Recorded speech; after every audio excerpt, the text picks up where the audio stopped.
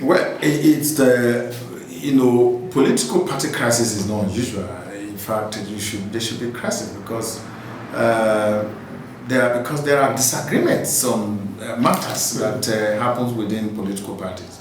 To this extent, when there are disagreement fears one, then there can be some kind of crisis. It's not particular to Labour Party, and we are not different. So it's not deniable that crisis because it's inherent in the activities of political parties. Apapa or whatever that group is called, there is some exhibition of thoughtlessness in their boast, and we are aware that the reason behind this is that they are getting frustrated as they go by because some of the demands they have made are not being met because they are ridiculous. We are not going to do any of that. And so that brings it to fore that you can see that the agitation that the national chairman of this party has committed crime is not correct. They were only looking for a foundation upon which they build their selfish demands and interests. If a political party person, a party man could come out and say his presidential candidate should be arrested, that tells you how much such persons have become so bereft of what actually should be when you are loyal to a political party. And for us, we term it as that they are no people to be reckoned with, and I advise the press to discountenance whatever they are trying to tell the press or sell to the press as not correct. Apapa and others have been fully suspended by competent NEC of this party and are held in a Delta State on the 18th of April, if I'm right now, and so they remain in suspension. And such persons cannot make any valid statement on behalf of the party. So if they are saying that the party has not demanded the arrest of our presidential candidate, Peter Obi, I can tell you this clearly.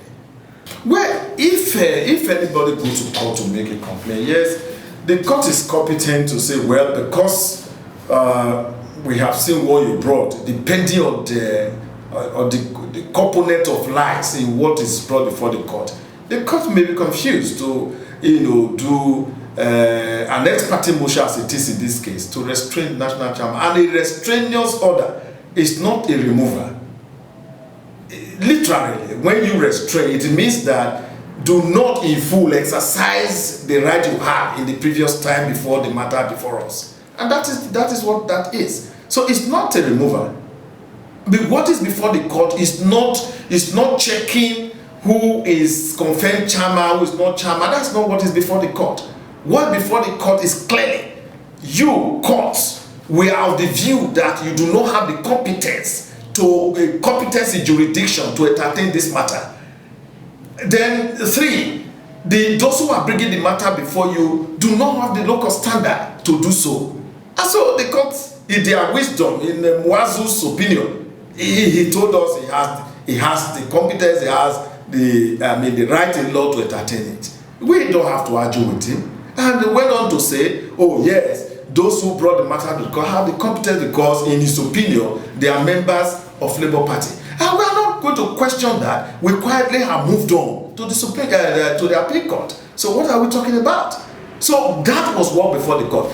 Of course, it's not the court that will determine who becomes the chairman of Labour Party or not. That confirmation is not there. The judge was not asked to determine, to check whether it's going to be Barrister General Saburi or what do you call him, Apapa or whatever name is called. Okay, that was not before the court. So the court could not confirm anybody for any political party, for that matter, as the chairman of the party, because that is not in dispute. A restraining order is not a total removal. Therefore, I will advise us to refuse to be gullible like Apapa and his cohorts. That is braggadage, and that explains to you the kind of persons they are. These are the ones who want to take over the party.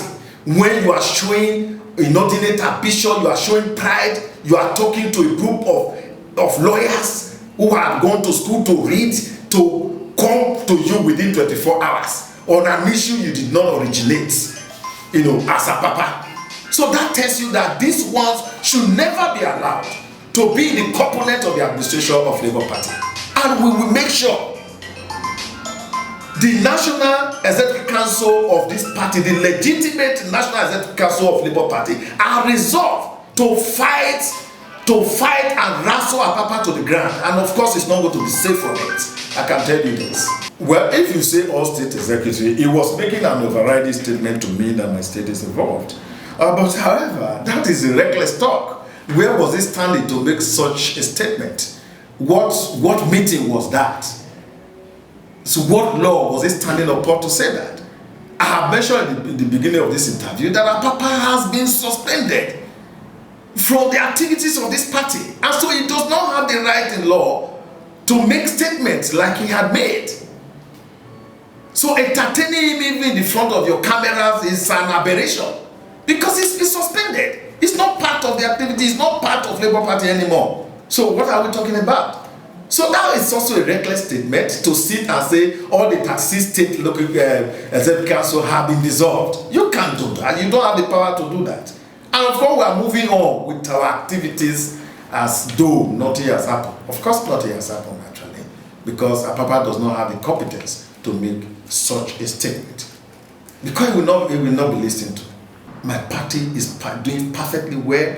I'm in charge of the administration of this state. And I can tell you that I'm leaving no stone unturned to ensure that we move on and bring to the party and the people of Edo State the required dividends that should be in terms of political activities.